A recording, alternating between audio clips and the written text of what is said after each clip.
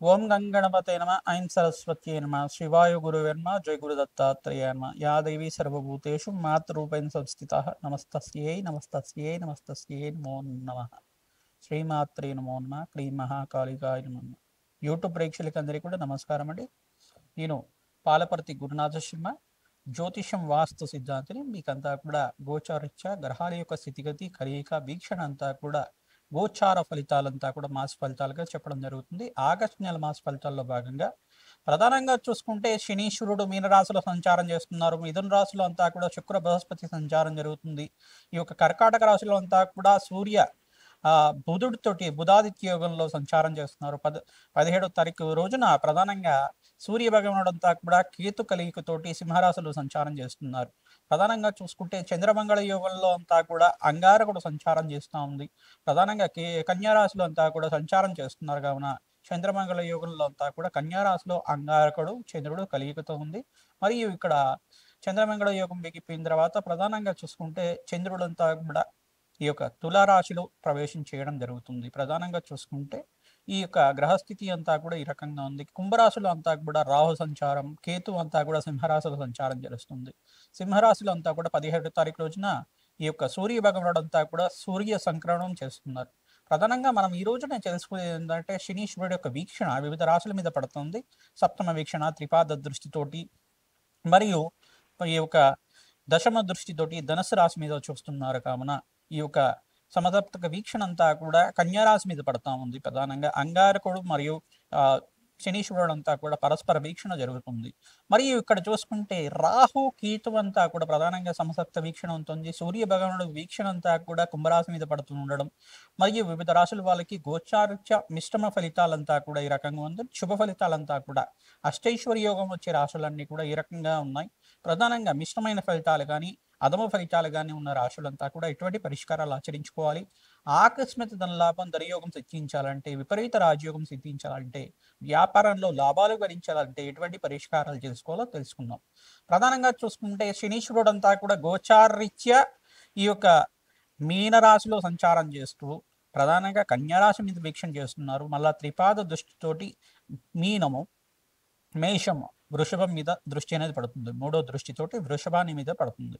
ప్రధానంగా చూసుకుంటే ఇక్కడ మిత్రరాశి అయిన మిథున రాశిలో మిత్రుడైన శుక్రుడు సంచారం చేస్తూ ఉండడం మరియు ఇక్కడ చూసుకుంటే చతుర్థ స్థానంలో సంచారం చేయడం అంటే శని లగ్నవశాత్తు అయితే ఇక్కడ చూసుకుంటే సంచారం చేయడం బృహస్పతితో పాటు కలిసి ఉన్న శుక్రుడైనా కానీ అఖండమైన శుభ ఫలితాలు ఇచ్చే విధంగా విపరీత రాజయోగం ఇచ్చే విధంగా ఉంటుంది.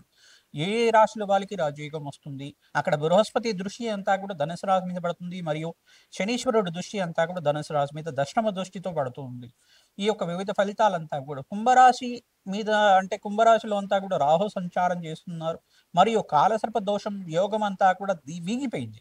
ఈ యొక్క జూలై నెల 28వ తారీఖు రోజున చంద్రమంగళ యోగంలో అంతా కూడా అంగారకుడు కన్యా రాశిలో ప్రవేశం చేసిన తర్వాత అక్కడ వీగిపోయింది. ఆగస్టు నెలలో అంతా కూడా ప్రధానంగా చూసుకుంటే ఈ యొక్క సమసప్త వీక్షణ అంతా కూడా రవి కేతు సంచారం అంటే ప్రధానంగా చూసుకుంటే సింహరాశిలో ప్రవేశం చేయడం, సూర్య సంగ్రహణం అంతా కూడా సింహరాశిలో సంచారం చేయడం అంతా కూడా జరుగుతుంది. కావున కేతు యొక్క కలయిక, రవి కేతుల కలయిక అంతా కూడా ఈ రకంగా ఉంటుంది.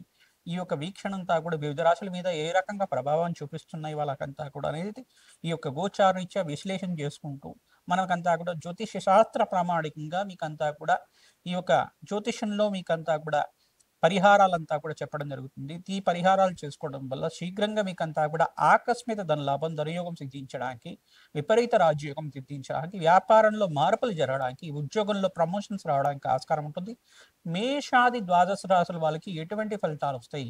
ఆగస్టు నెల మాస ఫలితాల్లో ఈ యొక్క రవి సంక్రమణం నుంచి మంచిగా ఈ యొక్క వివిధ గ్రహాల యొక్క వీక్షణ దృష్టి కలయిక అంతా కూడా సూర్యుడు బృహస్పతి శనీశ్వరుడు యొక్క వీక్షణ అంతా కూడా వివిధ రాశుల మీద పడుతున్నాయి. కావున ఈ యొక్క కలయిక అంతా కూడా ఈ రకంగా ఉంటుంది. ఖగోళ శాస్త్రంలో అంతా కూడా గ్రహాల యొక్క కలయిక దృష్టి అంతా కూడా ప్రభావం ఈ యొక్క అఖండ పుణ్యప్రదాయంగా ఉంటుంది. మరియు విపరీతంగా కూడా ఉండే గ్రహాలు అనేది ఉంటాయి. ప్రధానంగా శనీశ్వరుడు అంతా కూడా వక్రగతిలో సంచారం చేస్తున్నాడు. వక్రగతిలో సంచారం చేస్తున్నప్పుడు విపరీత బలంగా ఉంటారన్నమాట. విపరీత రాజయోగాన్ని ఇచ్చే విధంగా ఉంటారు. అఖండమైన శుభ ఫలితాలు ఇచ్చే విధంగా ఉంటారు.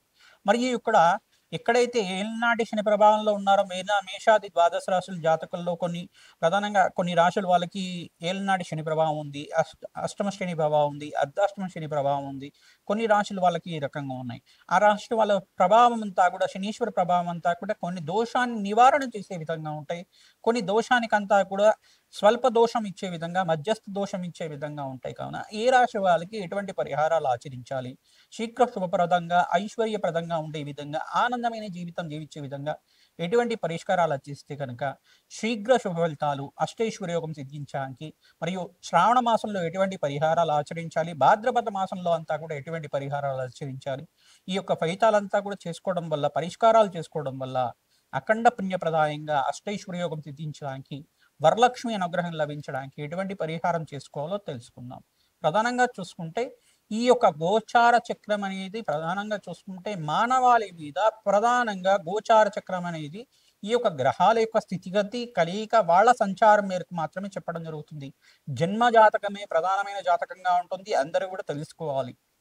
మీ జన్మ జాతకమే జనించిన సమయానికి జన్మ జాతకం అంతా కూడా ఏ సమయానికి అంతా కూడా ఏ గ్రహస్థితి ఉందో అదే శాశ్వత జాతకంగా ఉంటుంది. ఈ గోచార చక్రం అంతా కూడా ఈ దోషానికి ఈ పరిహారం చేసుకుంటే ఈ రకంగా ఉంటుంది. ఈ రకంగా ఉంటే గనక ఈ గ్రహ ప్రభావం ఈ రకంగా ఉంది, సూచన ప్రాయంగా మీకు పరిష్కారం చెప్పడం వల్ల తాత్కాలికమైన దోషం అంతా కూడా ఆచరించుకోవడం వల్ల శీఘ్ర శుభప్రదంగా ఉంటుంది. మీకు ధనయోగం సిద్ధిస్తుంది, అష్టైశ్వర్యోగం సిద్ధించడానికి యోగకరంగా ఉంటుంది.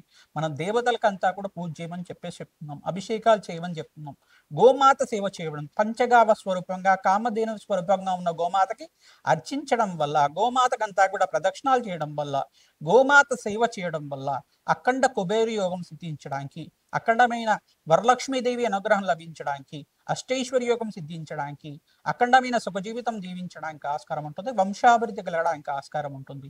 కావున మేము చెప్పే పరిష్కారం అంతా కూడా మీరు ఆచరించండి. వీడియో అంతా కూడా చూడండి, మీరు పరిష్కారం అంతా కూడా ఆచరించండి. మీ జన్మజాతకంలో పరిహారం అంతా కూడా ఆచరించడానికి, మీ జన్మజాతకం అంతా కూడా విశ్లేషణ చేయించుకోవడానికి జ్యోతిష్య పండితులతో మీరంతా కూడా అపాయింట్మెంట్ తీసుకొని మీరంతా కూడా ఈ యొక్క పరిహారాలు చేయించుకోవడం వల్ల అఖండ శుభప్రదంగా ఉంటుంది, అష్టైశ్వర్య యోగం సిద్ధిస్తుంది. లక్ష్మీ కుబేర హోమ శాంతి కార్యక్రమాలు చేసుకోవాలంటే కనుక సంప్రదించండి. మీ యొక్క గోత్రనామాలతో అంతా కూడా లక్ష్మీ కుబేర హోమ శాంతి కార్యక్రమాలంతా కూడా శ్రావణ మాసంలో ఆచరిస్తూ ఉంటాం. గణపతి హోమాన్ని అంతా కూడా ఆచరిస్తూ ఉంటాం. భాద్రపద మాసంలో అంతా కూడా వస్తుంది. 27వ తారీఖు రోజున అంతా కూడా భాద్రపద మాస చవితి అంతా కూడా ప్రధానంగా చూసుకుంటే వినాయక చవితి అంతా కూడా ప్రారంభమవుతుంది. ప్రధానంగా మహాగణపతి ఆరాధన చేసుకోవడం వల్ల అఖండమైన శుభప్రదంగా ఉంటుంది. ఆగస్టు నెల మాస ఫలితాలంతా కూడా విశ్లేషణ చేస్తున్నా కావున వీడియో అంతా కూడా చూడండి, పరిష్కారాలు ఆచరించండి. తద్వారా మీకు అంతా కూడా జగన్మాత అనుగ్రహం అంతా కూడా శీఘ్రంగా లభిస్తుంది.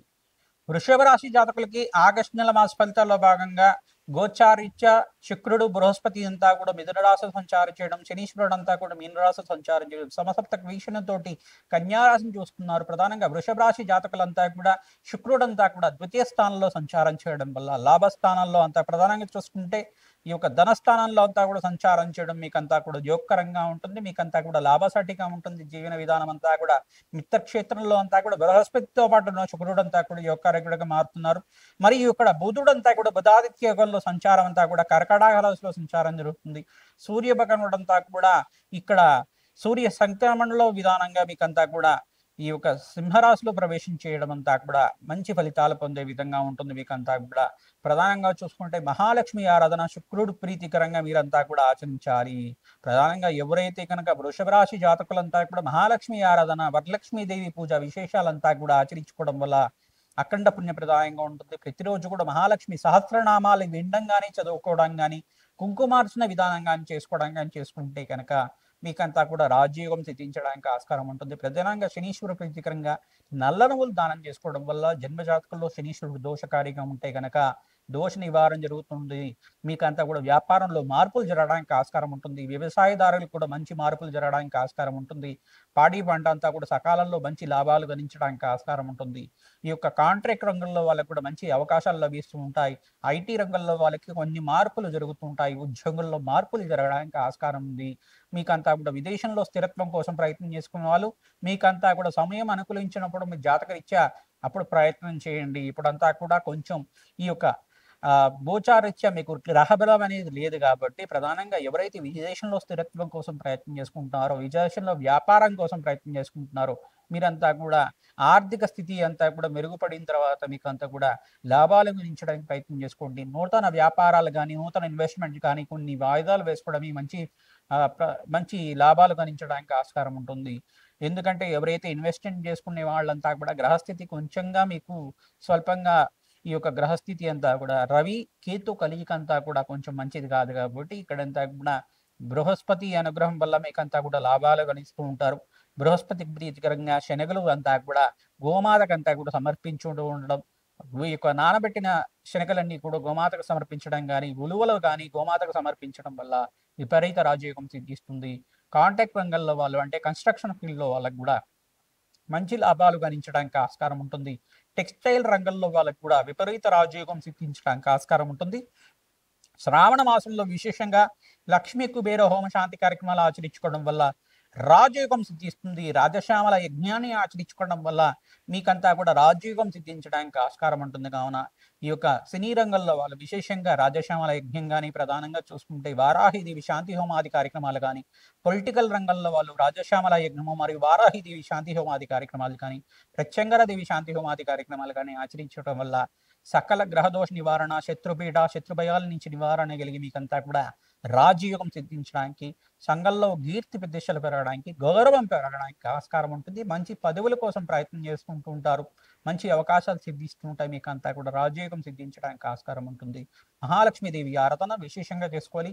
గణపతి నవరాత్రుల్లో భాగంగా మీరంతా కూడా మహాగణపతికి ప్రీతికరంగా చెరుకు రసంతో అభిషేకం చేసుకోవడం మరియు ఉండ్రాళ్ళతోటి గణపతికి అంతా కూడా లడ్డూలతోటి విశేషమైన పూజ అంతా కూడా అర్చించడం వల్ల గరికనంతా కూడా దుర్వార యుద్ధం అని చెప్పేసి అంటారు. గరికనంతా కూడా మహాగణపతికి మాలలాగా చేసి ప్రతిరోజు కూడా సమర్పిస్తూ ఉండడం వల్ల అఖండ రాజయోగం సిద్ధిస్తుంది. ఓం గం గణపతయే నమః నామాన్ని ప్రత్యేకించి కూడా జపాన్ని ఆచరించుకోవడం వల్ల అఖండ శుభప్రదాయంగా ఉంటుంది.